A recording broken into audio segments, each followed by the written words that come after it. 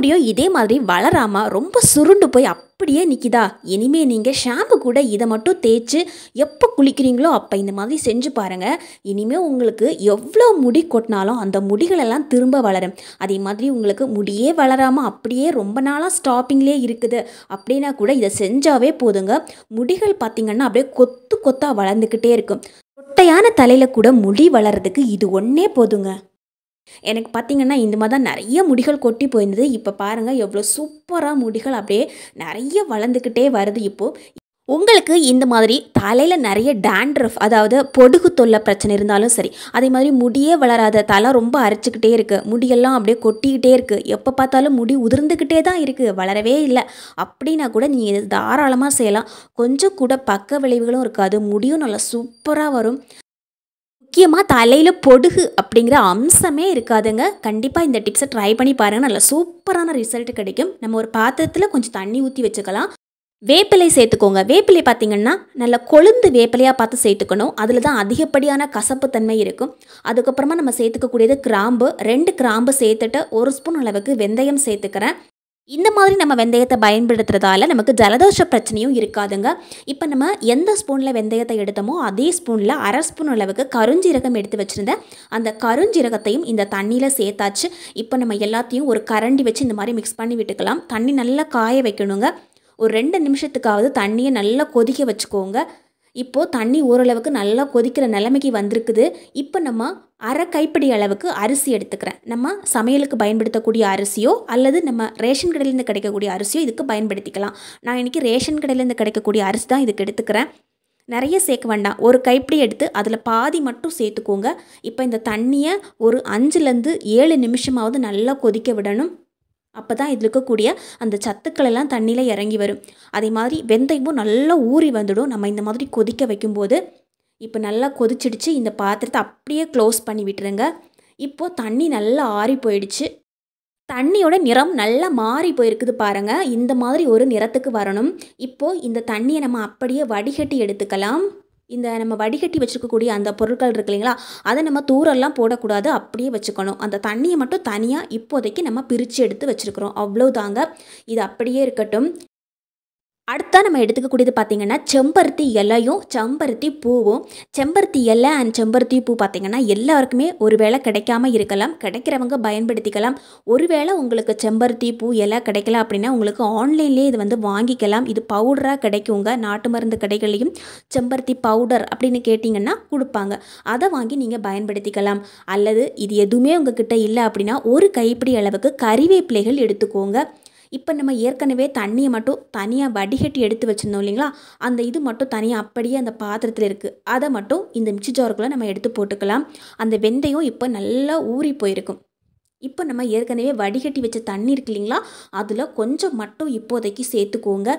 நம்ம முதலையே சேர்த்தோன்னா எல்லாம் நல்லா அரையாது. அதனால் 2 ஸ்பூன் அளவுக்கு மட்டும் தண்ணி சேர்த்துட்டு அதுக்கப்புறமா அரைக்கும்போது தண்ணி தேவைப்படும். அப்போது இன்னும் கொஞ்சம் தண்ணி ஊற்றி இந்த மாதிரி ஒரு பேஸ்ட்டை அரைச்சி எடுத்துக்கோங்க. இது பார்க்குறதுக்கே பார்த்திங்கன்னா நல்ல வளவளன்னு இருக்கும். இப்போ நம்ம அரைச்சிட்டு வந்திருக்கக்கூடிய இந்த பேஸ்ட் எல்லாத்தையும் ஒரு பாத்திரத்தில் எடுத்து வச்சுக்கலாங்க. இது வந்து பார்த்திங்கன்னா ஒரு தடவை போட்டாவே நல்ல சூப்பரான ரிசல்ட் கிடைக்கும். தலையில் அதிகப்படியான பொடுகு தொல்லை இருந்தாலும் போகும், பேன் தொல்லை இருந்தாலும் நல்ல ஒரு அருமையான ரிசல்ட் கிடைக்கும். முடி ரொம்ப உதிர்ந்து போயிட்டே இருக்குன்னா கண்டிப்பாக இதை ஒரு முறையாவது ட்ரை பண்ணி பாருங்கள். இப்போ நம்ம இதில் கொஞ்சம் ஆமணக்கெண்ணெய் சேர்த்துக்கலாம்.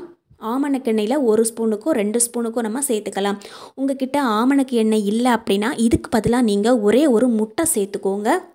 நான் இன்றைக்கி எண்ணெய் மட்டும்தான் சேர்த்துக்கிறேன். இப்போ எல்லாத்தையும் நம்ம நல்லா மிக்ஸ் பண்ணி விட்டுக்கலாம். நம்முடைய தலையில் நாம் இதை நல்லா இந்த மாதிரி அப்ளை பண்ணி விட்டுக்கலாம். எப்போ நம்ம வந்து தலைக்கு குளிக்கிறோமோ தலைக்கு குளிக்கிறதுக்கு ஒரு 1/2 மணி நேரத்துக்கு முன்னாடி தலை ஃபுல்லாக இந்த மாதிரி அப்ளை பண்ணி விட்டுக்கோங்க. ஏற்கனவே உங்களுக்கு முடி உதிர்வு தொல்லை பயங்கரமாக இருக்குது, முடி வந்து வளரவே வளரலை, அப்படியே கல் மாதிரி அதே ஷேப்பில் தான் நிற்கிது அப்படின்னா முதல்ல போடும்போது வாரத்தில் 2 நாள் போடுங்க. வாரத்தில் 2 நாள் போட்டாவே அடுத்த வாரம் பார்க்கும்போது பார்த்திங்கன்னா முடி உதிர்வு செம்மையாக ஸ்டாப் ஆகிருக்கும். நீங்கள் வந்து சீப்பு வச்சு முடியை வாரும்போது அந்த அளவுக்கு உங்களுக்கு முடி சீப்பில் வரவே வராது. அதுக்கு அடுத்தடுத்து நீங்கள் போடும்போது மாதத்துக்கு ஒரு முறை போட்டாவே முடி நல்லா சூப்பராக நல்லா கொழு கொழுன்னு வளர ஆரம்பிக்குங்க. நல்லா அடர்த்தியாகவும் வளர்ந்து வரும். ஏற்கனவே நம்ம காய்ச்சி ஆற வச்ச தண்ணி இது. இந்த தண்ணியை நம்ம அரைக்கிறதுக்காக பயன்படுத்தி இருக்கிறோம். இந்த தண்ணியில் நம்ம கொஞ்சமாக இந்த பவுலில் ஊற்றிக்கலாம். மிச்சம் இருக்கக்கூடிய தண்ணியை நம்ம ஒரு பாட்டிலில் ஊற்றி ஃப்ரிட்ஜில் ஸ்டோர் பண்ணி வச்சுக்கலாங்க. எவ்வளோ நாள் வேணாலும் நம்ம ஸ்டோர் பண்ணி வச்சுக்கலாம். இப்போ நம்ம இதில் கொஞ்சம் ஷாம்பு சேர்த்துக்கலாம். எந்த ஷாம்புவாக இருந்தாலும் சரி, நீங்கள் தலைக்கு எந்த ஷாம்பு பயன்படுத்துகிறீங்களோ அந்த ஷாம்பில் கொஞ்சம் மட்டும் சேர்த்துட்டு கை வச்சு இந்த மாதிரி நல்லா மிக்ஸ் பண்ணி விட்டுக்கோங்க. இதுவே நீங்கள் சீகக்காய் தான் பயன்படுத்துகிறீங்க அப்படின்னா சீகக்காயில் கொஞ்சம் போட்டு இந்த மாதிரி நல்லா கரைச்சி எடுத்துக்கோங்க. இப்போ நம்ம ஏற்கனவே தலைக்கு பேக் போட்டிருக்கிறோம் அப்படின்னா அந்த பேக் போட்டு குளிக்கும்போது இந்த தண்ணியை ஊற்றி நம்ம தலைக்கு இந்த மாதிரி மசாஜிங் பண்ணி குளிச்சுக்கலாம். அல்லது நீங்கள் பேக்கே போடலை, சாதாரணமாக குளிக்க மட்டும்தான் போகிறீங்க அப்படின்னா கூட இந்த தண்ணியை நீங்கள் காய்ச்சி ஃப்ரிட்ஜில் ஸ்டோர் பண்ணி வச்சுட்டு எப்பப்போ நீங்கள் தலைக்கு ஷாம்பு போடுறீங்களோ அந்த ஷாம்பு மிக்ஸ் பண்ணுறதுக்கு இந்த தண்ணியை பயன்படுத்தி செஞ்சு பாருங்கள். முடி சூப்பராக வளரும். முடி பார்த்திங்கன்னா கொஞ்சம் கூட ஹேர் ஃபாலே இருக்காது. இப்போ நம்ம ஒரு மிக்ஸி ஜார் எடுத்துக்கலாம். இதில் 2 கைப்பிடி அளவுக்கு கறிவேப்பிலைகள் சேர்த்துக்கிறாங்க. நல்ல ஃப்ரெஷ்ஷான கறிவேப்பிலைகளை பார்த்து சேர்த்துக்கோங்க. அல்லது காஞ்ச கறிவேப்பிலைகள் இருந்தால் 1 கப் அளவுக்கு சேர்த்துக்கோங்க. இது பார்த்திங்கன்னா கரிசலாங்கண்ணி இலைகள் எனக்கு கிடைக்கும்போது நான் இந்த மாதிரி பறித்து வச்சுருந்தேன். அது காஞ்சு போயிருக்குது, அவ்வளோதான். இந்த காஞ்சு போன கரிசலாங்கண்ணி இலைகளையும் நீங்கள் பயன்படுத்திக்கலாம். உங்களுக்கு கரிசலாங்கண்ணி இலைகள் கிடைக்கல அப்படின்னா நாட்டு மருந்து கடைகளில் கரிசலாங்கண்ணி பவுடர் கிடைக்கும், அதை கூட நீங்கள் வாங்கி பயன்படுத்திக்கலாம். இதில் 1/2 ஸ்பூன் அளவுக்கு வெந்தயம் சேர்த்துக்கிறேன், 1/2 ஸ்பூன் அளவுக்கு கருஞ்சீரகம் சேர்த்துக்கிறேன், 1 ஸ்பூன் அளவுக்கு ரோஸ்மேரி இலைகள் சேர்த்துக்கிறேன். இது எல்லாமே நாட்டு மருந்து கடைகளில் கிடைக்கக்கூடிய பொருட்கள் தாங்க. இப்போ நம்ம இதை தண்ணி எதுவும் சேர்க்காமல் இப்படியே நம்ம அரைச்சி எடுத்துக்கலாம். கொஞ்சம் கூட தண்ணி சேர்க்கக்கூடாது. அரைச்செடுக்கும் போது இந்த மாதிரி கொஞ்சம் கொரன்னு இருக்கும், அவ்வளோதான். எந்த அளவுக்கு நம்ம பவுடரை அரைக்க முடியுமோ அந்த அளவுக்கு பவுடரை அரைச்சி எடுத்துக்கணும், அவ்வளோதாங்க. இப்போ நம்ம இந்த பவுலில் அரைச்சி எடுத்துகிட்டு வந்திருக்கக்கூடியது எல்லாத்தையும் சேர்த்துக்கலாம். நாம் இப்போ அரைச்சி எடுத்துகிட்டு வந்திருக்கக்கூடிய இந்த பவுடர் மூழ்கிற அளவுக்கு நம்ம தேங்காய் எண்ணெய் சேர்த்துக்கணுங்க. செக்கெண்ணெயாக இருந்தால் நீங்கள் அந்த எண்ணெயை வாங்கி பயன்படுத்துகிறது ரொம்ப ரொம்ப நல்லது. இப்போ தேங்காய் எண்ணெய் ஊற்றி நம்ம அப்படியே வச்சிடலாம். போக போக பார்த்திங்கன்னா இதோட நிறம் எல்லாம் இந்த எண்ணெயில் அப்படியே இறங்கிடும். இந்த எண்ணெயை நம்ம காய்ச்சறதை விட இந்த எண்ணெயிலேயே இந்த பொருட்களை அப்படியே ஊற போட்டு தேய்ச்சோன்னா முடிக்கு ரொம்பவே நல்லதுங்க. இப்போ நான் இந்த பவுலை அப்படியே தூக்கி வெயிலில் வச்சுக்கிறேன். வெயிலில் ஒரு 3 நாள் வச்சோம் அப்படின்னா இந்த நிறம் நல்லா மாறி போயிருக்கும். நிறம் மாறினதுக்கப்புறமா நான் உங்களுக்கு காமிக்கிறேன். இதே மாதிரி பாட்டிலில் பார்த்திங்கன்னா நான் நிறைய ஊற போட்டு வச்சுருக்கிறேன். அதனால் பார்த்திங்கன்னா இன்றைக்கி நான் செய்யும்போது கொஞ்சம் மட்டும் உங்களுக்கு செஞ்சு காமிக்கிறேன். இந்த கரண்டியை லைட்டாக சூடு பண்ணிக்கோங்க. கரண்டி நல்லா சூடானதுக்கப்புறமா சூடான கரண்டியில் இந்த எண்ணெயை ஊற்றுனீங்கன்னா அந்த எண்ணெயும் லைட்டாக சூடாகிடும். அதுக்கப்புறமா இந்த தலை ஃபுல்லாக இந்த மாதிரி மசாஜிங் பண்ணி விட்டுக்கோங்க.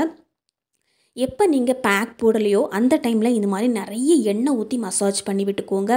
எப்போவுமே நமக்கு அரைச்சி பேக் போடுறது அப்படிங்கிறது முடியாத விஷயந்தான். நம்ம என்றைக்காவது ஒரு நாள் பேக் போடலாம். ஆனால் இந்த எண்ணெயை பார்த்திங்கன்னா நம்ம தினமும் கூட யூஸ் பண்ணலாம். அல்லது நீங்கள் குளிக்க போகிறதுக்கு 1/2 மணி நேரத்துக்கு முன்னாடி அந்த எண்ணெயை தலை ஃபுல்லாக அப்ளை பண்ணி விட்டுட்டு நல்லா ஊற விட்டுட்டு அதுக்கப்புறமா இதே மாதிரி ஷாம்பு போட்டு குளிச்சு பாருங்கள். முடி நல்லா சூப்பராக வளரும். கொஞ்சம் கூட முடி உதிர்வே இருக்காது. தொல்லை, பேன் தொல்லை இதெல்லாம் அப்படியே காணாமல் போயிடுங்க. முடி பார்த்திங்கன்னா நல்லா சூப்பராக வளர்ந்து வர்றது உங்களுக்கே ஆச்சரியத்தை கொடுக்கும். அதுக்கப்புறமா நீங்களே பார்ப்பீங்க, ஐயா நம்ம முடி பாரு சூப்பராக வளர்ந்துட்டே வருது அப்படின்னு நீங்களே ஆச்சரியப்படக்கூடிய அளவில் நல்ல ஒரு அருமையான ரிசல்ட் கிடைக்கும். வீடியோ பிடிச்சா கண்டிப்பாக லைக் பண்ணி ஷேர் பண்ணுங்கள். முடி உதிர்வால் கஷ்டப்படுறவங்களுக்கு கண்டிப்பாக இந்த வீடியோவை ஷேர் பண்ணி அவங்களுக்கும் ஹெல்ப் பண்ணுங்கள்.